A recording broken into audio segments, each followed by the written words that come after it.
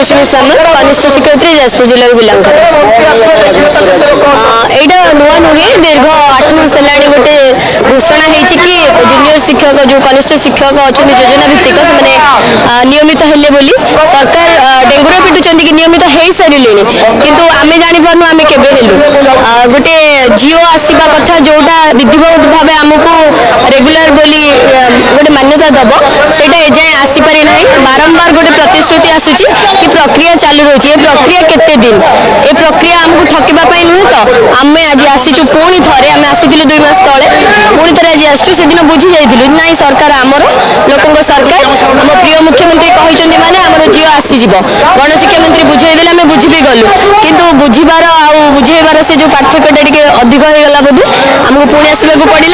तो आम आज आसीचु ये आमरण अनशन चलो जेपर्यंत आम हाथ में आम निर्देशनामा न दिखाई आमको कहना प्रक्रियार शेष के डेडलाइन आमको न कहुई आम ये जीवु ना कारण सरकार आम गोटे सुना पुओ सुना झील भाया सब कथा को मानि चलीचु सब कथा इवेन जहाँ आमर शिक्षा क्षेत्र में जहाँ कम रही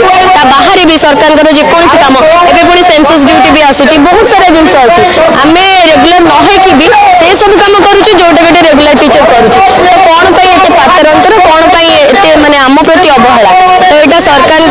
माने अगोचर ना मुख्यमंत्री ऊपर आउ किए अच्छी जार हस्तक्षेप है सब जिन संभव है